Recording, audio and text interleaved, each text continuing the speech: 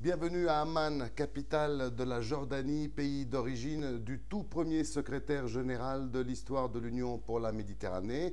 Il s'appelle Ahmad Masa'deh, il est avec nous et il a la lourde tâche de gérer un projet ambitieux issu d'une volonté politique, notamment de la France et de l'Égypte, un projet qui réunit 43 pays membres et beaucoup de problèmes. Alors, monsieur le secrétaire général, merci encore une fois d'être avec nous. Merci. Alors, vous avez pris vos fonctions il y a tout juste un mois. Quelle est la première urgence pour vous aujourd'hui? Mais trouver de l'argent. Je voudrais parler en anglais, s'il vous plaît.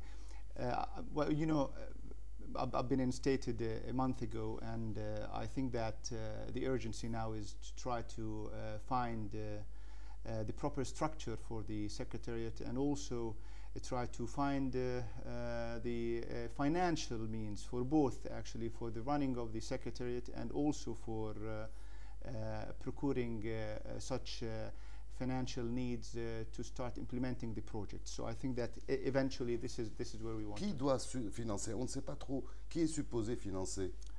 For the projects, obviously we will seek financial support from both public and private sector. I mean, the main mandate of the Secretariat is to find finance, and as such we will engage with the European financiers. For instance, the European Investment Bank is a very important partner for the Union for the Mediterranean, and also other financial structures within the private sector, within Europe or also beyond Europe and in the southern rim of the Mediterranean or elsewhere.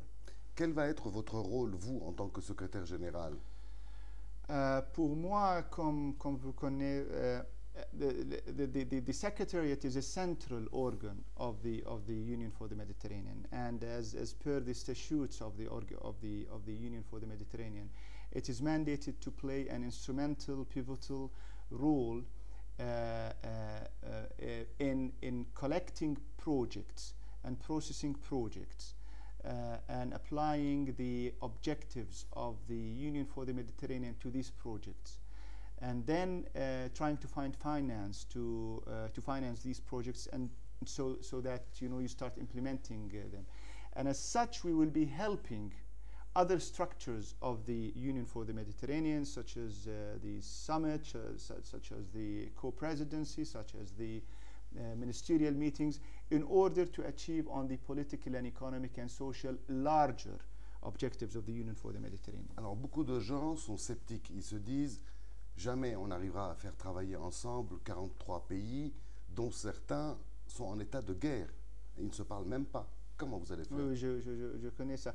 But it's difficult. I'm not saying that it's easy actually to work with 43 countries when also in some instances there are difficulties, as you know. And of course, I believe the conflict in the Middle East will always be one of the important issues that need to be addressed. And I think that the establishment of the Union for the Mediterranean aims at building confidence between all the parties.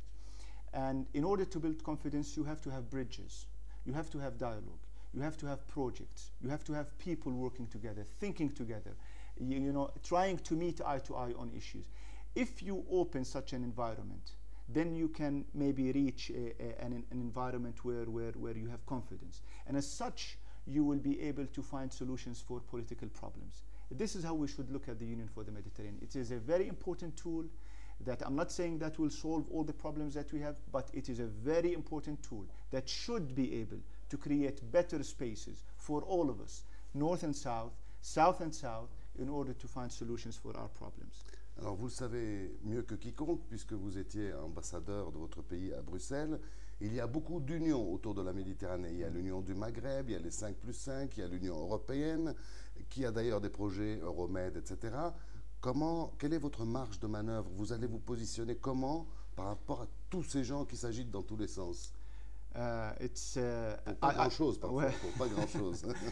I have to say, all these initiatives are very important, and they have already delivered well on their objectives. But also I have to say that I feel that there is a sense of, if I may say, congestion, too many initiatives, and you know, sometimes you even lose direction. I think that the Union for the Mediterranean, by far, is the most comprehensive basin for Euromed relations.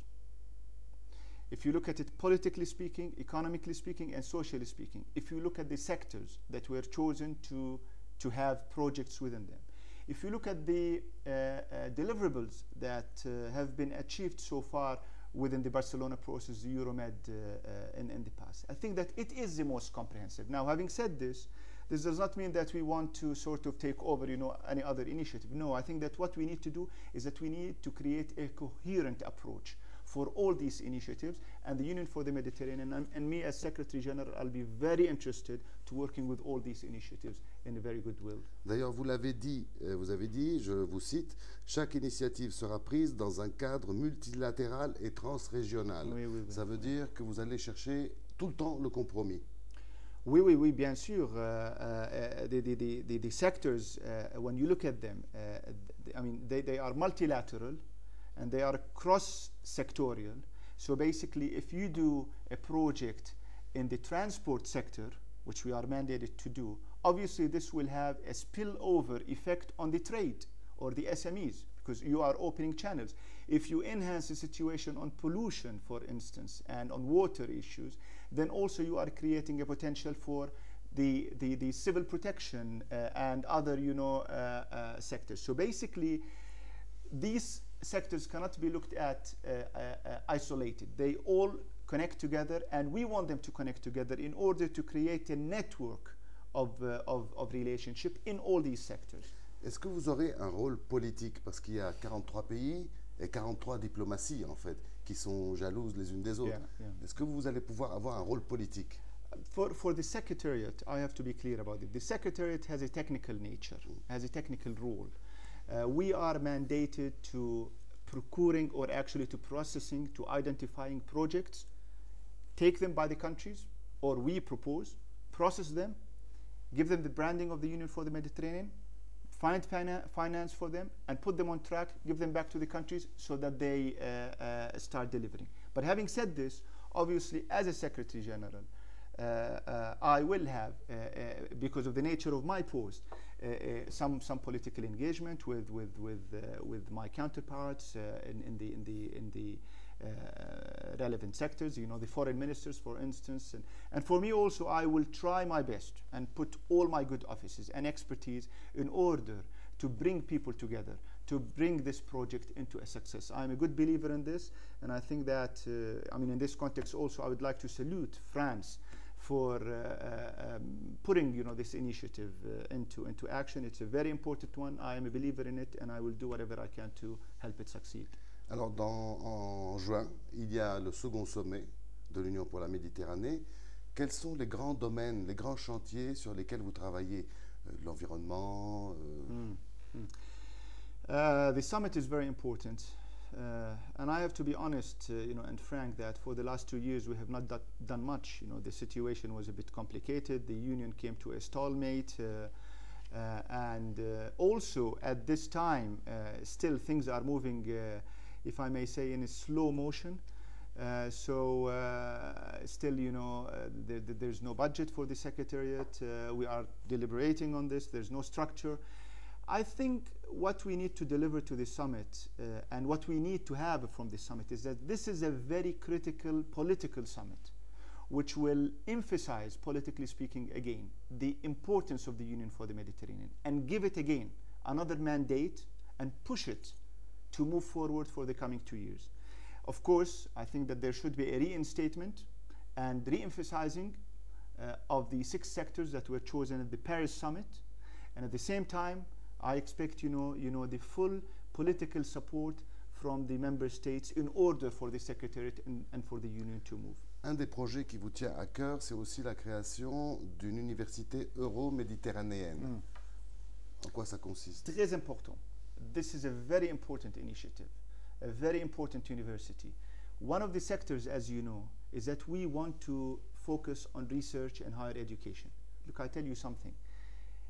As long as we as people fail to communicate in the proper way, and as long that we don't have what I call an educational Mediterranean space, then we have a problem.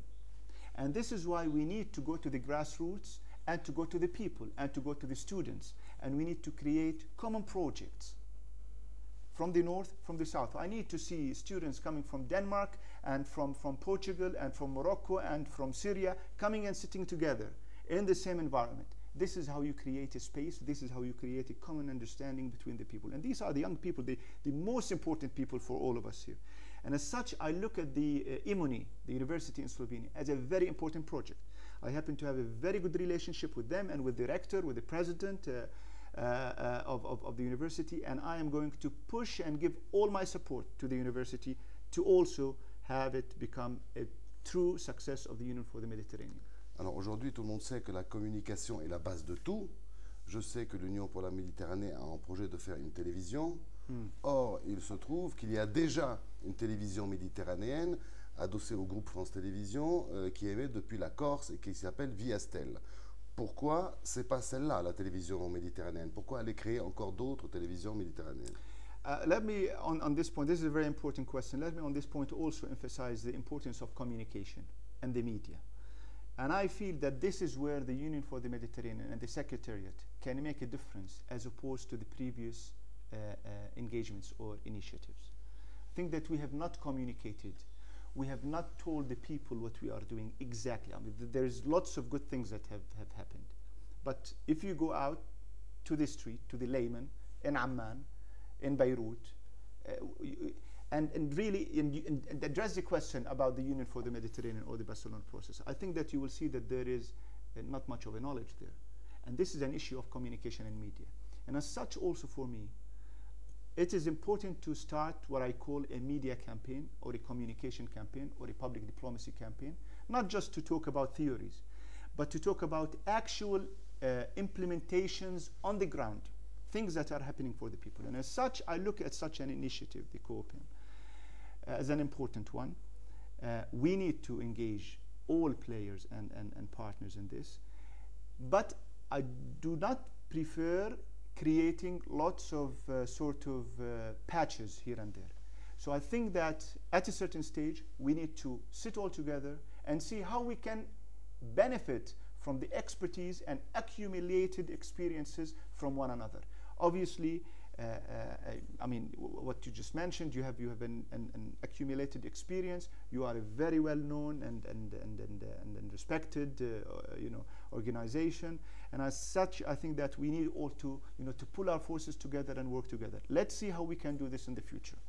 Eh bien, donc, on va travailler ensemble, Monsieur le Secrétaire Général. Je vous remercie infiniment d'avoir répondu à nos questions et je remercie également l'Institut des médias jordaniens d'avoir mis à notre disposition ce studio et les techniciens.